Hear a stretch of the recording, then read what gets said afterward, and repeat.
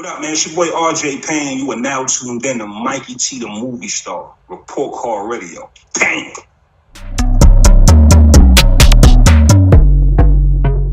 Man, it's been a long time coming. Absolutely, man. I'm definitely a fan, man. Man, RJ Payne, I appreciate you joining me today on Report Card Radio. Absolutely. What's poppin', man? So tell me a little bit about where you're from, man. I know you're Brooklyn bred. Oh, man, I'm born in Brooklyn, Kingsborough Projects, raised in Long Island and Philly, man. So, probably 15, 20 years in Philly and New York. So probably I'm even in both states. So, I can't even claim one more than the other. How did you, coming from Brooklyn, how did you become so heavily embraced in Philadelphia? It's crazy. We moved here, I think when I was like 5, man. So we moved here when I was 5, and then my brother was a DJ. So, and I say from probably like 5 to probably like 10 years old, I was in Philly. A lot of death in my family, mom, brother. So I literally was bouncing back and forth between Long Island and Philly pretty much for my whole life. So that just gave me both sides. I would see the Philly grittiness. I would go to New York and kind of learn what's fly, learn how to hustle. So I kind of had the best of both worlds, man. I hear you, man. Let's take it back. How did you originally get into rap? Right now you're being touted as one of the dopest new MCs. Aside from being born into it, how did you get involved with hip hop?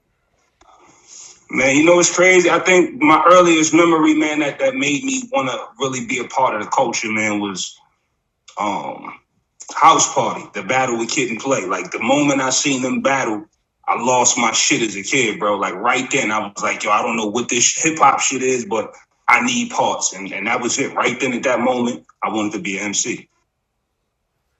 What year was that, man? What was going on at that time? I don't even know when House Party came out, bro. House Party might have came out in the early 90s? All right. So probably at that time, bro, I wasn't doing nothing but just soaking up everything hip hop. Like I said, I had a lot of death. So only thing I did to cope with all the death was just hip hop. And my brother was a DJ. So you can imagine when he passed, he might have had 2,000-3,000 records in a crate. So all I did was just soak up hip hop, man. All right. So take me into that crate, man. Who were some of your early inspirations growing up? You know what? When I was a kid, it wasn't so much as inspired. It was just more like, is this? Because I never had the conversation of what you're listening to. We never had that type of conversation. My brother was a lot older than me. So it was kind of like, I just seen it and would just go through the crate. So I remember seeing shit like 3 Times Dope. I remember seeing shit like Tribe Called Quest, Left My Wallet and El Segundo, like all types of just random shit, man.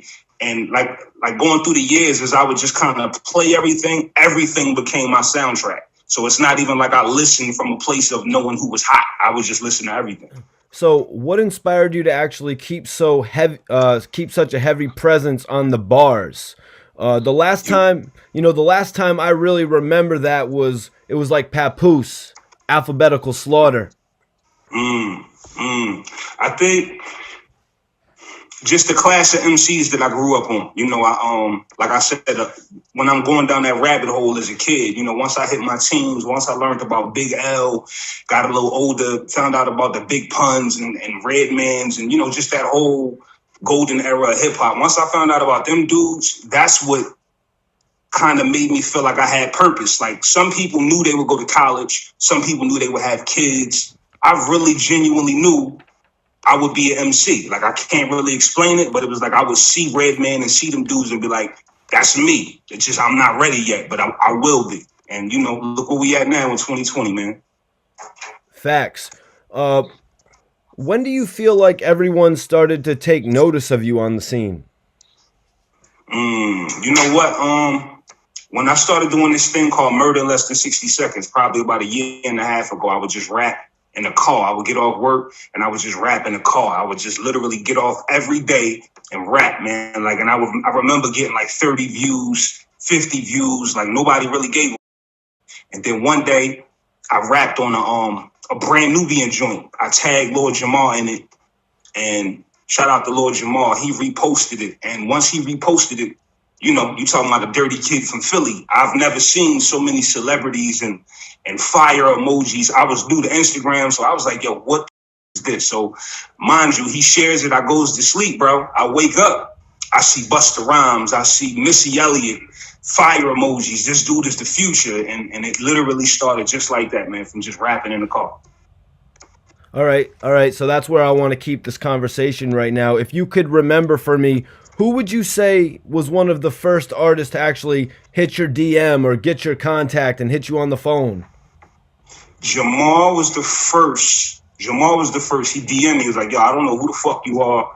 He just let me know, like, look, I ain't trying to sign you or nothing, but I think you super dope, and I just want to share your shit. So it was Jamar, then it was Black Thought, then it was Eric Sermon, and then after Eric Sermon, me and Eric started working. So literally, once people saw me working with Eric, it was just like wildfire after that, man. And literally, it's been so many people that I literally lose track. So you got from Lord Jamar to Eric Sermon to I'll Be Sure, bro. Like everybody and their mother reached out. So you actually built with Lord Jamar a lot. Could you tell me a little bit about that relationship? Absolutely. Like the thing I always got respect for Jamar about is that from day one, he never kicked it like he wanted to sign me. He always was like, look, I don't want to be your manager. He was like, yo, that management shit takes too much work. He was like, I don't want to sign you. I don't have a label. He was just like, look, I've seen this before, and I feel like if I give you the boost with the little postings and you work hard, I feel like you could be somebody. And that's really where he left it at. And to his surprise, he didn't know I was a super hard worker. So the more I would see him post, I would come back every day with a new freestyle, and it would get hotter and hotter to the point that we just built a relationship. And over the years, that's all it was. If I ever need him, he's there for me. If I ever need some info, he's there for me. But I really try to just keep it to where I work. And if I ever need him, I'll call him. But I'd rather just let him see me busting my ass on my own. Can you tell me about the connection that you have to the world of battle rap?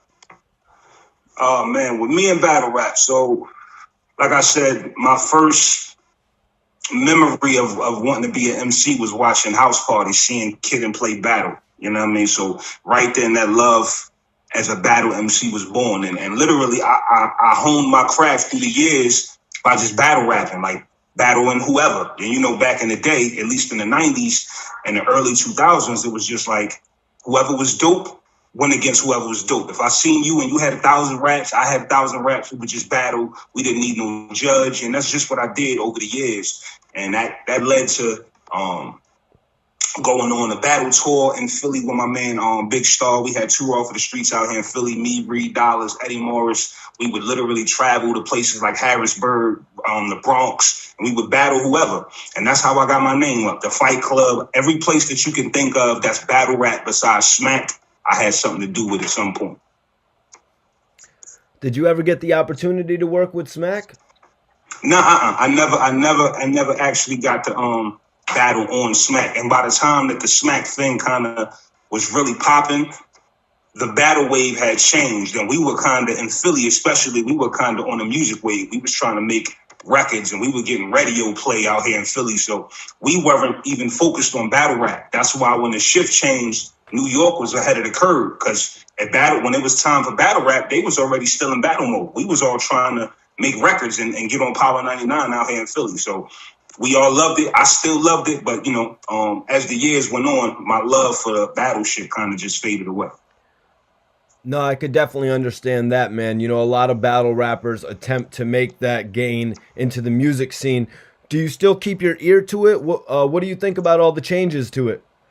Absolutely. I pay attention. I try to watch when I get a chance, but it's a lot of dope MCs, the Loaded Luxes, the Arsenals. I respect all of them dudes. But for me at this point, I kind of don't want my brand involved with battle rap no more. I feel like if you're able or lucky enough to make the transition to where they're fucking with you in the industry, I think you should take that 100% and not play in both worlds. And since I respect battle rap, I respect it too much to kind of just be in there for a look or just go for a check. So I'm full 100% into this industry shit, making his records and making his money through his music. As such a dope MC and having such ties to Philly, I wanted to get your take on Cassidy returning to the battle rap scene in the past years. Shout out to Cash, man. I think it's dope. I really think it's up to the person, man. I can't say it's bad battle rapping. I think for everything that Cassidy has accomplished, some may say it's a step down for him. But if that's what gives him that spark or that fire, I salute him for it. I don't really see nothing wrong with what he's doing. I think he, at the end of the day, he's able to still battle these new cats. Whether he's winning or losing, he's able to still keep his name relevant in a battle era where he's not even from this era. So you got to give him props on that. I was reading you actually had some history with Reed Dollars as well, who actually just battled Sue Surf. Absolutely. Shout out to Reed Dollars. Like I said, we all came up in Philly, man. Everybody in Philly knows each other. So, at that time when we were battle rapping, me, Reed, the Ciceros, my man Eddie Morris, Slaughter Rico, anybody that you heard of in Philly battle rap, we all ran around together at one point. So I known Reed Dollars probably since he was 13, 14 years old. I believe you got the chance to do a record with Darklow. That's my guy, man. Free Darklow. Shout out to Darklow. Cool dude. I known Darklow before he was the rapper Darklow. I known Darklow when he was just a street cat, before he even thought about rapping like that. I known Darklow a long time. That's what's up, man. Could you take me into that? When did you first meet Darklow? I knew Darklow, like my first rap group I was ever a part of, man. My peoples from North Philly. What's funny is one of the people in the group,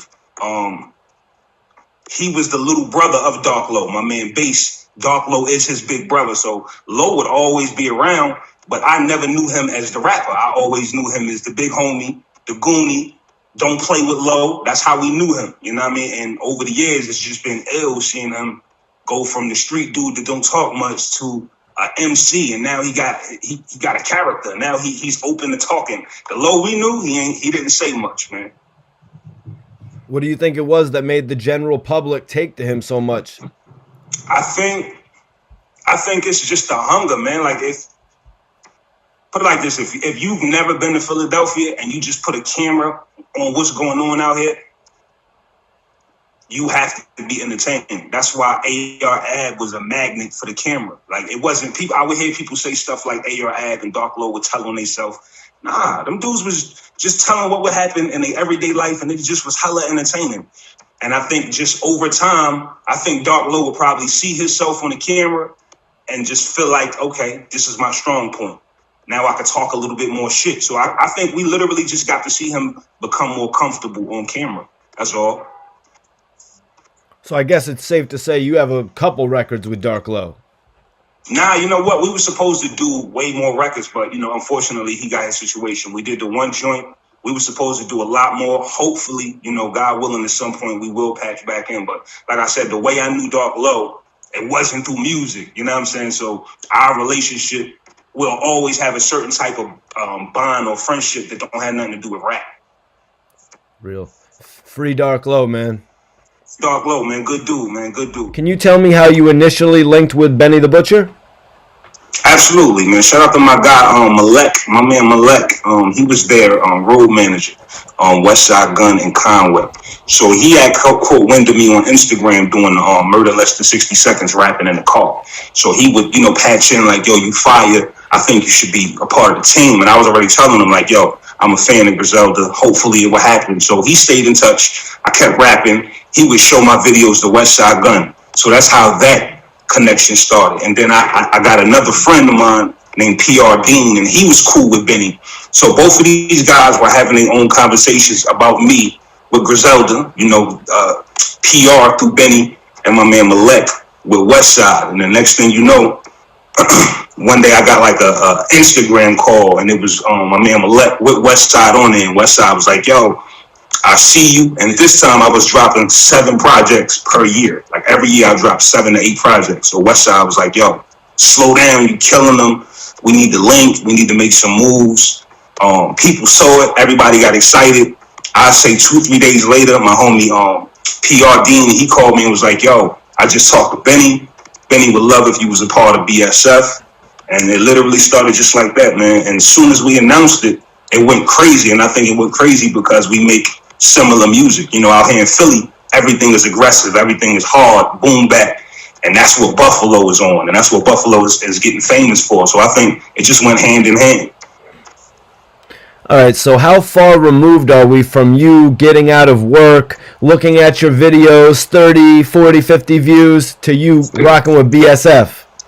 Oh man, this is probably like a year. It's probably like a year and a half, maybe, about a year and a half. So, you know, as the buzz is going into, like I said, me and Benny made the connection. I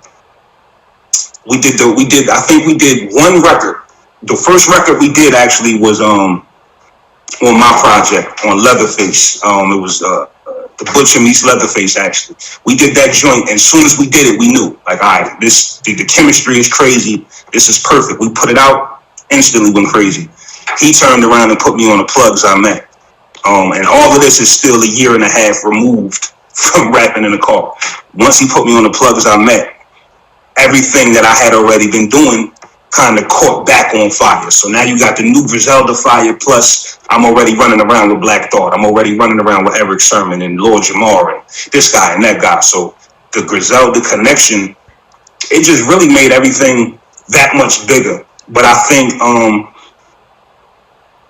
unfortunately, the only reason it didn't work is just because I think when Benny put me down with the team, Griselda was just blowing up. And at that time, my shit was just blowing up. And the next thing you knew, they signed the Rock Nation. After they signed the Rock Nation, they kept taking off. Now, as they're signing the Rock Nation, I'm on K Slade's new album. I'm on Eric Sermon's album. So my profile is going up. So it just really got to a point where by the time it was time to actually do business, we were so separate that it was just kind of like, look, we on different planets. Like, yo, you still my guy. If we can never do business, let's do business in the future. And it really was that simple. That's what's up, man. Thank you for breaking that down for me. And could you tell me a little bit about the label that you've been pushing? EIMG or EMG?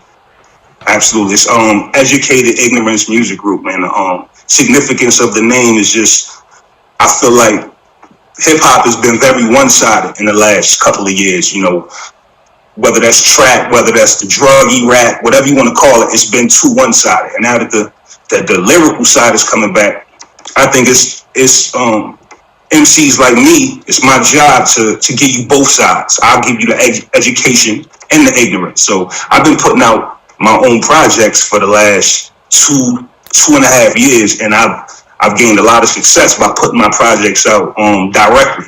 Actually, that's what attracted Royce. Royce ended up buying my whole catalog off my website, RJPayne.com. He bought every project I got. That's like 22 albums.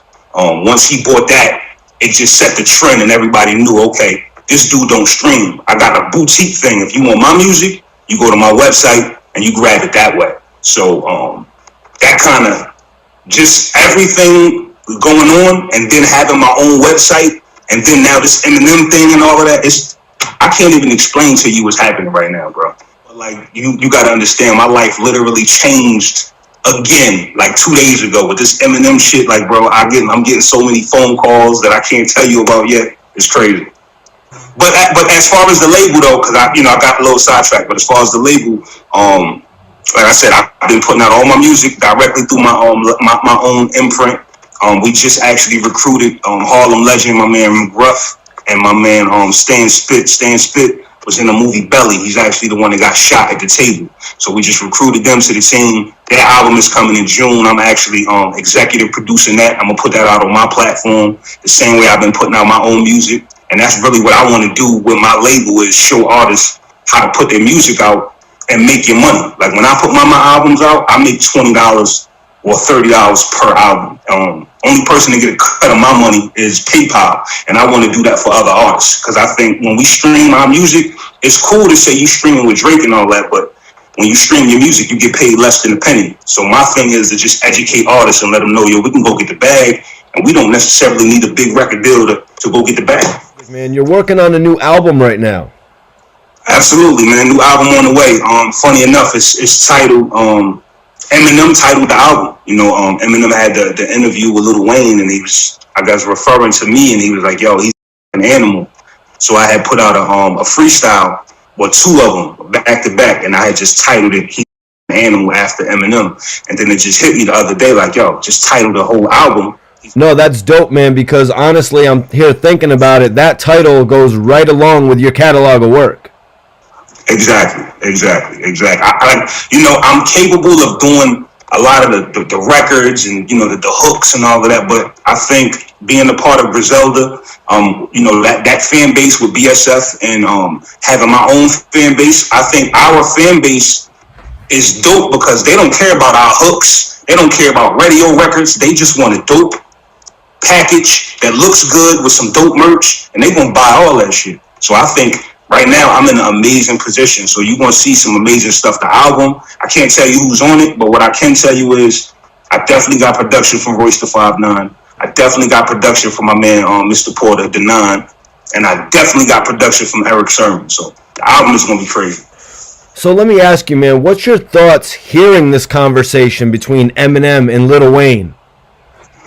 Yo, first I didn't believe it, bro. Like I knew that we have covered, some great spaces in the last year and a half. But my man Paige Kennedy from Cali, he just randomly texted me like, "Yo, Lil Wayne and Eminem are talking about you." And I think I'm sitting in there preparing some merch to be sent out, and I'm like, Wayne and M, like whatever. Soon as he texted me, my phone went crazy. I mean, every person that I ain't talked to since kindergarten was like, yo, they are really on there talking about you. I just heard it. I got it recorded. Then the videos dropped of them having a convo. And it's just been a thing ever since, man. Like, no exaggeration. We probably got five calls from different major labels as soon as it happened. So, like, I don't know what to think yet. I'm still taking it all in, man. I wanted to ask you, RJ, what have you learned from someone like Royce the 5'9"? Man, listen. The first thing I learned from Royce, man, was when you get in this business to know what you want. A lot of times, rappers always want a record deal. That's just the broad statement is I want a record deal. But we don't usually know what that means. And we don't usually know what we don't want. We just know what we think we want. So Royce's whole thing was, from day one, was to tell me, like, yo, figure out what you don't want. Figure out what's your worst record deal. Figure out the things that you absolutely will never go for. And he was like, once you do that, then it's easier to move forward. And once I did that, it was easier to kind of just move my business around. So like when we walk into these labels now, they already know what I'm there for. They already know what I'm not willing to do and what I'm willing to do. So honestly, man, being cool with Royce the 5'9" is like having a cheat code, man. Honestly. That's what's up, man. I seen you were in and out of his studio. Is he mentoring you, or is it more you guys creating records? It's weird, man. I think Royce, Eric Sermon, Jamar, any of the people that have helped me or reached out, OC, any of the legends, I think it's the same thing. They all kind of just feel like it's their duty to help the next guy. And they all said that to me at some point, like, yo, you're the next one. And when we see the next one, it's our job to help kind of mold it in the right way. And they basically let me know that when I see the next guy, it's my job to do the same thing. So I don't know if you want to call it a mentor, but if it's 3 a.m. and I got a problem, I can call Royce. You know what I'm saying? If it's a problem, I can call Jamar. I can call Black Thought. So I don't know what you want to call it, but we just got a great relationship. I'm listening to the conversation, and Lil Wayne actually says he knows your music. Had you ever had a chance to meet Wayne, or did he ever reach out? Nah, bro, like never. Like that goes back to what I was saying. Like, so imagine you're making waves, and people are like, yo, you would be a lot doper if you had a melody. You would be a lot doper if you dressed or looked like this, if you did this. I'm like, nah, my fans like it, I'll be fine. So imagine suddenly you like, yo, Wayne knows who you are and he knows your music. So it kind of just let me know that I'm not crazy, man. Like, good music is good music, whether they got a hook, whether they got a melody or not. So for Wayne to know who I am and to not do what everybody else do, that's amazing, bro. Like, I can't even put that into words what it feels like to have the GOATs know what I do and who I am without selling out. Yeah, it really shows you that music has a reach. It does, man. And if you really stay who you are and stick to your guns, It's an audience for you. It don't matter what that is. So we're talking about the guy who just had the video where he had the quickest rap in like history. We're talking about Eminem saying he's a animal. Crazy, bro. Crazy. Humbling, man. I see a lot of, I seen somebody actually post on that post of mine, like, yo, it's not a big deal. You've been dope. So what? Who cares? Like, don't get gas. And I'm like, yo, I don't know if it's the new generation or if it's just the way the world is where we don't value shit or we don't value anything until it's not here no more. But I know who Eminem is and I know all the records he broke. So for him to acknowledge me again on my level of just punchlines and hardcore rap, I give him all the respect in the world because he didn't have to be paying attention to RJ Payne. So what inspiration do you draw from that acknowledgement for this album? Work harder. Like, cause you see, the day that I seen the footage or the day that the footage came out, I shot a video 24 hours later and put that shit out. And Eminem seen the video. Like I got confirmation he seen the video, and they're basically bugging like how he put this out that fast. So like that would show you where I'm at. I just want to work hard. I was already a workhorse. I put out 7 projects per year before Marshall came along. So it's like now that I know he's watching or Wayne's watching, man, I probably put out more projects than anybody in the rap game. I'm being 100% honest. I'm hungry as hell. Like I should be rapping right now. I only stopped putting together my merch and working on my album to do this with you. If you seen the freestyle, if you seen what I just put out, he's an animal, kind of just summing up who I am for the people that might not have known who I was before Eminem gave me the shout out. If you seen that, that's what you can expect. Just expect the highest quality lyrics, the dopest production possible. Don't expect no deep records. Don't expect none of that. Because right now, I want people to know Eminem wasn't wrong. I want people to know that Lil Wayne is listening because it's some dope shit and it's not what everybody else is doing. So don't expect to tune in and hear RJ Payne doing a trap record and none of that. Expect what I've been doing, but just times 30. Payne, I really appreciate you taking the time to speak with me. Anytime. Big fan, man. Big fan. Anytime you need to patch in, I'm here, man. Appreciate you, bro. No, big facts. Is there anything that you want to leave the people with? Man, only thing I want to leave everybody with is just, yo, just let me be the proof, dog. It don't matter how old you are. It don't matter where you at, where you from, what part of the world you in. If you work hard at this shit, you never know who's watching. You never know how far you can go, man. Just literally, you talking about a dude that was rapping in the car a year and a half ago. Now we're talking about Eminem and Lil Wayne having a conversation about me. So never give up, man. Just keep hustling, man. Shout out to you, man. Appreciate you, bro.